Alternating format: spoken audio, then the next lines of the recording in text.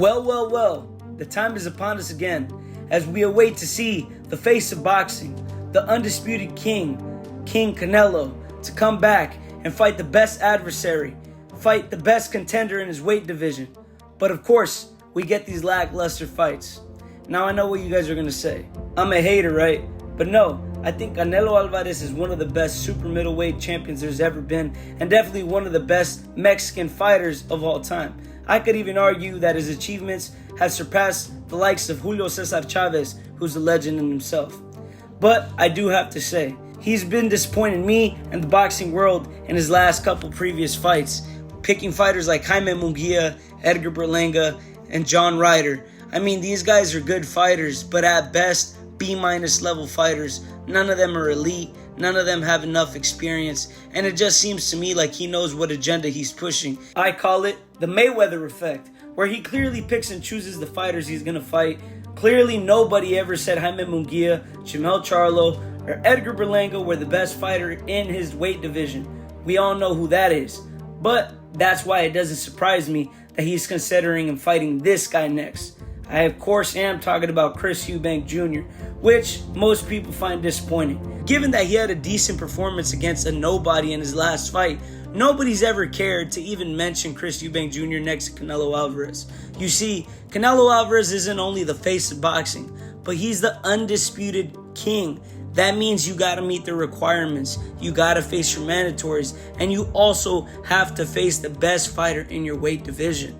At this moment, Chris Eubank Jr. is nowhere near the best. Now, I know Canelo already put the work in when he was younger. He's already made his legacy. But a true champion would always go out on a high note. I mean, look at Muhammad Ali. He went out fighting the best. Look at Manny Pacquiao. He wanted to fight Errol Spence until, of course, Errol Spence had the eye injury. And he still came and beat Keith Thurman. So it just tells me legends always fight the best. And to me, I really gotta wonder, has the money gotten to Canelo's head? Because it seems like he doesn't want to take the higher risks. He doesn't want to fight the David Morrells and the David Benavidez's of the world. And it's interesting that Canelo said that he would only want to go back up to light heavyweight if it was for the rematch against Bivol. But ever since Bivol took a loss to Arthur Beterbiev, Canelo has lost interest in that fight. But to be honest, I don't think he ever wanted that rematch. He knows how much stylistic issues Bivol had to offer. And I guarantee you he definitely never want to fight Arthur Beterbiev. As we know, Beterbiev did handle Bivol, which many people thought was a close fight. But regardless, Beterbiev is all wrong for Canelo. He throws 1,000 punches. All his punches hurt. He'd clearly be the bigger and the stronger man in that fight.